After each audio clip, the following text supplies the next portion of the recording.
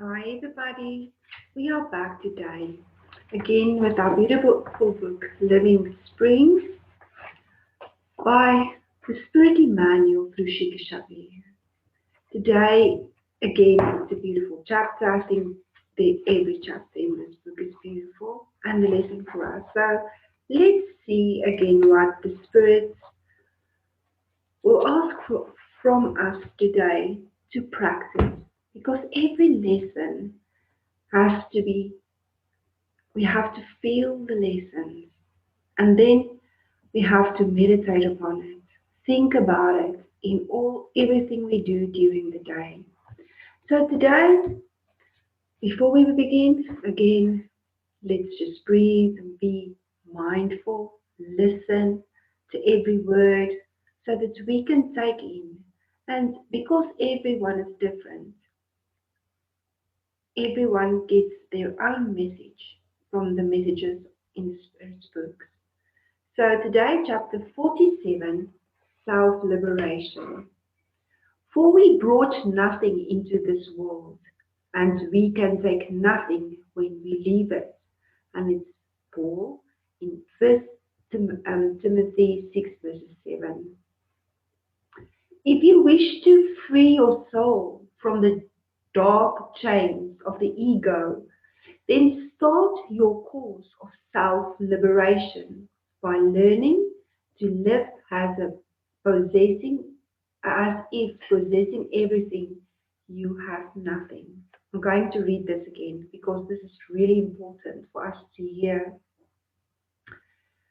If you wish to free your soul from the dark chains of the ego, then start your course of self-liberation by learning to live as if possessing everything, yet having nothing. With everyone, yet without anyone.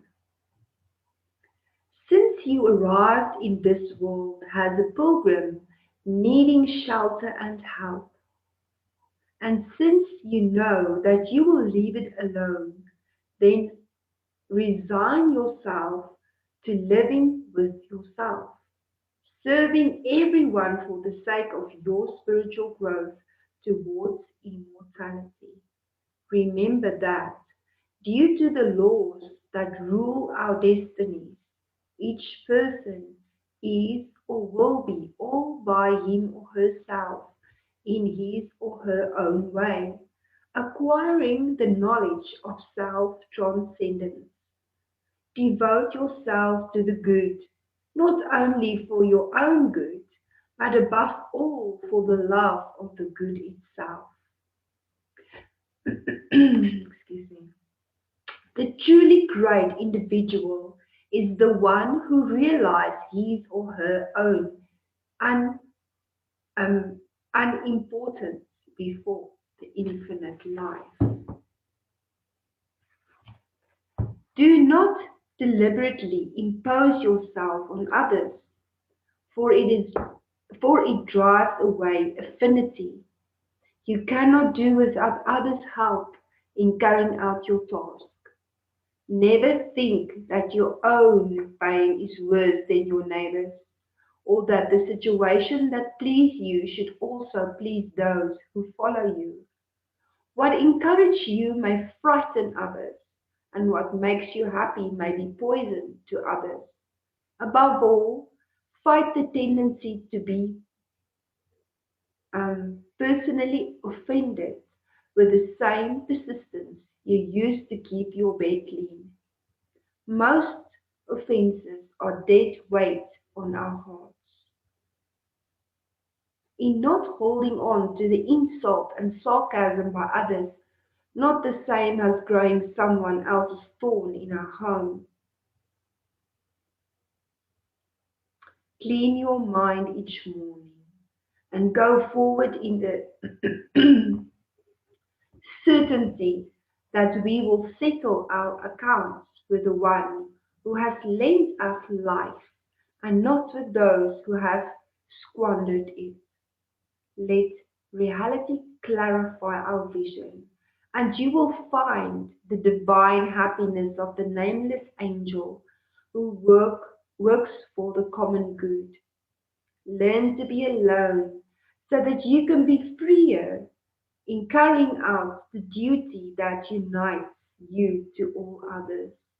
And keep your mind on the heavenly friend who took the narrow way of the cross. Let us not forget Paul's warning regarding material possessions when he said that we brought nothing into this world and we can take nothing when we leave it. Today, this beautiful message that we are asked to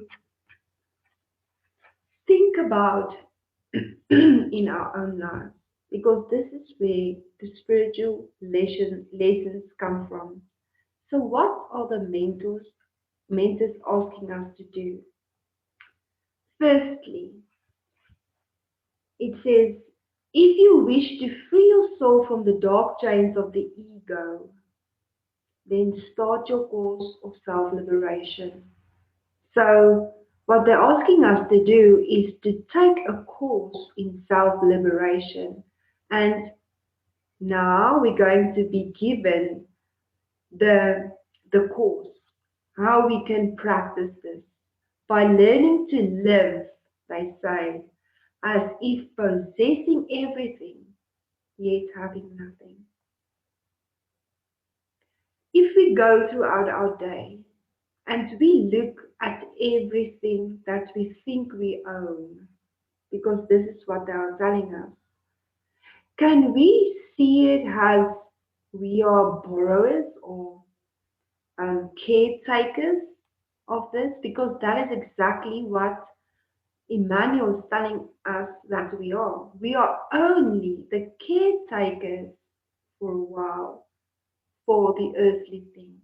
And this is the same for our bodies. We are only for a while the caretaker of this vessel carrying the soul, so that we can fulfill our tasks on earth. And we need to take care because it doesn't belong to us. So can we look in the mirror today and say, I love you to your body and I will take care of you, because I know that this body does not belong to me. It belongs to God. And can I take care of it as if this is not mine and that I have to give it back or say what I've done with it? Can we think about it in that way? And as well with our earthly possessions, can we think about that? We are only here to look after and use it for this short journey on earth. Not to possess, to let go of possessions, of the feeling of possession. So, what we can practice today is walk through your house, walk through, look at your clothes, at everything that we say we own, your cell phone, everything.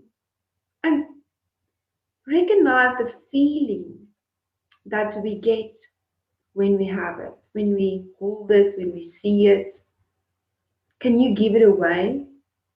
Can you totally just let things go, knowing that you are only you'd only have it for a while?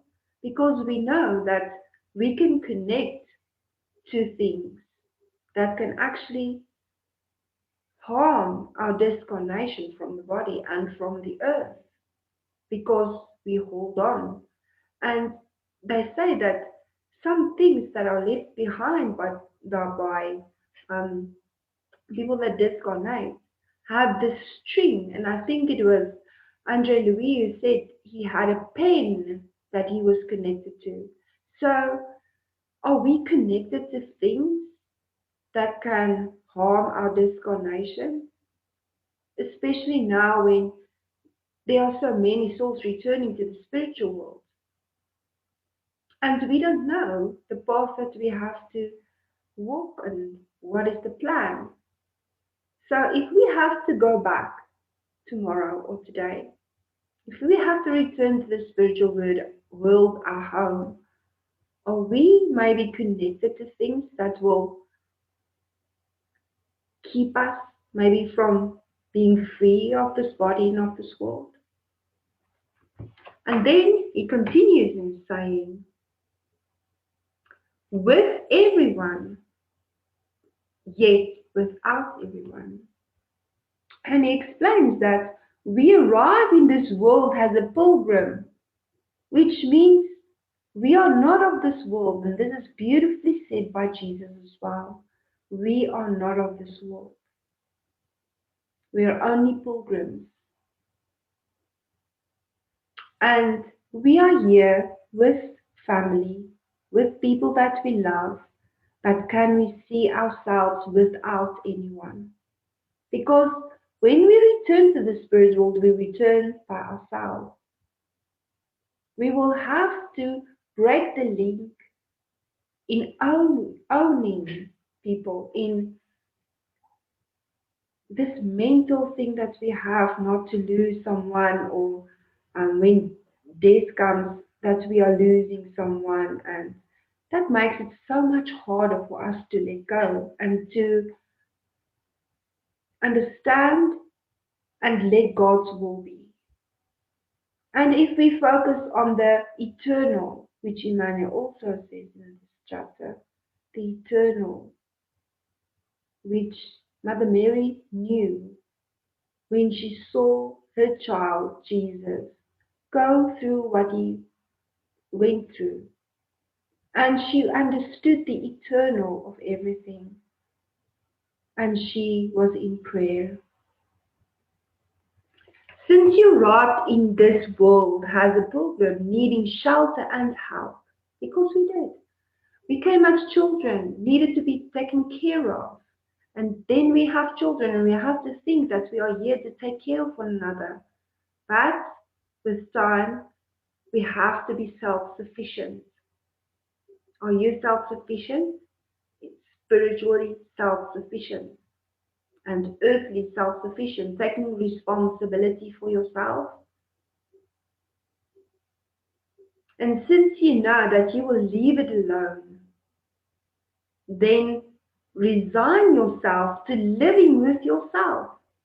And this is the mental illness in society going around, that they can't forgive themselves and can't live with themselves, which are so important for us to know that we need to love ourselves. We need to daily work on this, in loving ourselves, in working towards a better yourself, to better yourself, but to forgive yourself and to be in prayer to ask for help, because we have to visualize ourselves being better. But when we make a mistake, to be able to forgive ourselves, but because this is why the earth is in such a disarray, because people judge others according to themselves, and they give out what they have in themselves. Because if you truly love yourself and you know that you are part of God, you won't harm your neighbor. You won't talk bad about your neighbor. And then it says here, to living with yourself, serving everyone for the sake of your spiritual growth towards immortality. So what Emmanuel is saying is to serve is for your own good. You are not helping anyone except yourself when we serve. Remember that due to the laws that rule our destiny, each person is or will be all by him or herself in his or her own way, acquiring the knowledge of self-transcendence.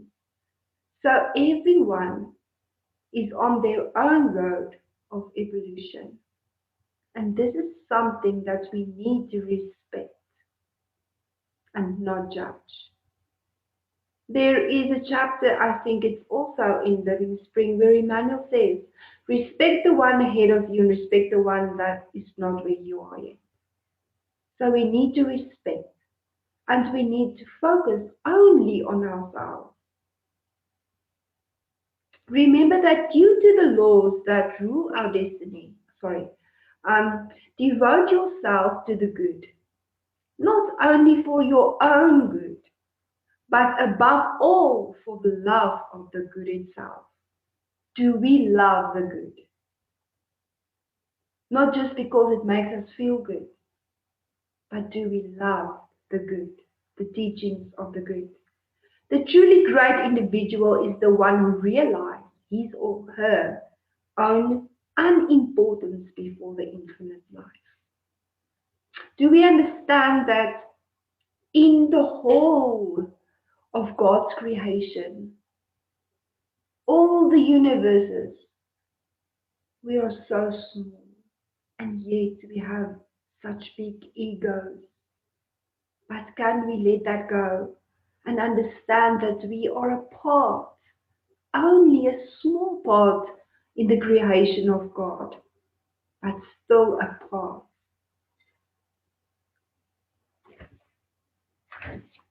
Do not deliberately impose yourself on others, for it drives away affinity.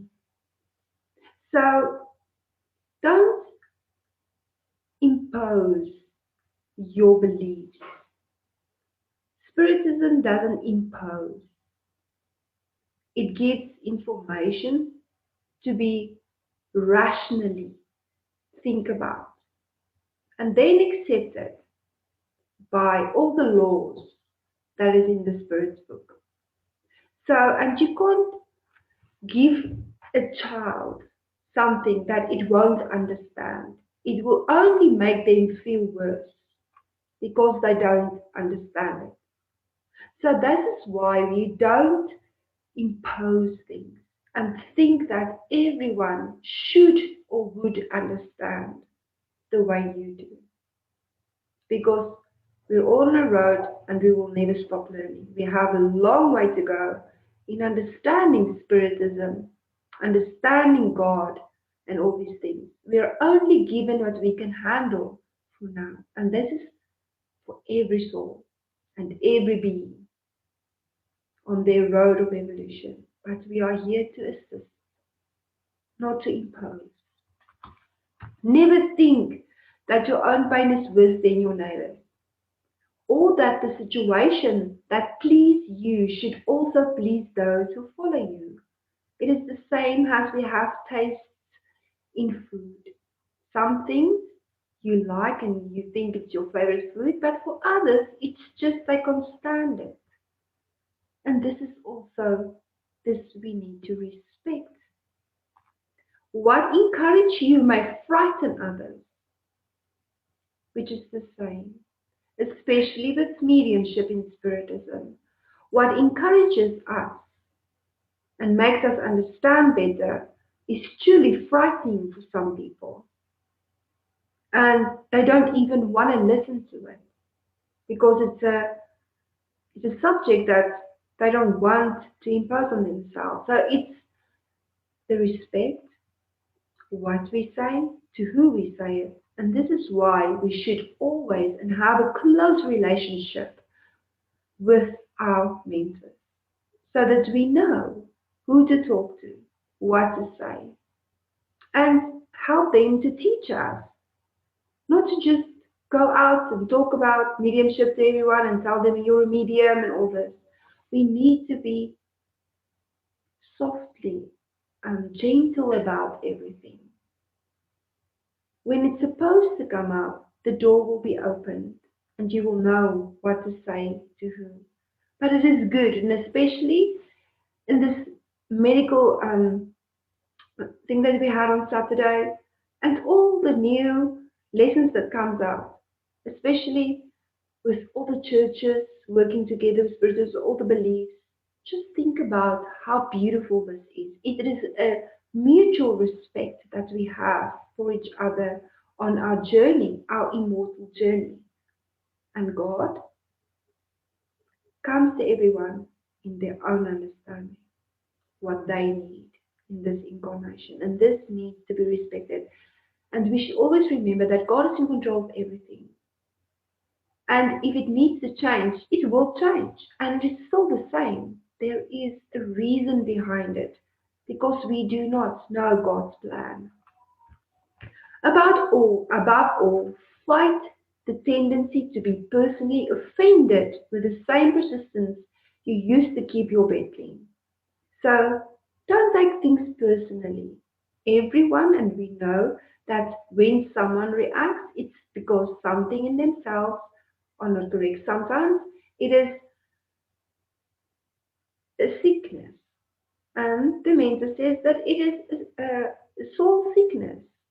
And we need to actually feel sorry for this person, not to take things personally, because to take things personally means that you're feeding your ego, that everything is all about you. Most offenses are dead weight on our hearts. It is not holding on to the insults and sarcasms by others, not the same as growing someone else's thorns in your home. So if you take offense, Emmanuel is saying that we grow thorns, someone else's thorns in our homes. Clean your mind each morning, which is a great ritual for ourselves. To start off our day, meditating, listening to uplifting things, setting the pace for your day, getting a lesson to concentrate on, maybe a word to concentrate on. And it's very good because during the day, the mentors will give you all these ideas that goes hand in hand with it. And go forward in the certainty that we will settle our accounts with the one who has lent us life. So Emmanuel said that we are not given life, we are lent life. And this is why we need to constantly be thankful. And not with those who have squandered it. Let reality clarify our vision, which means truth.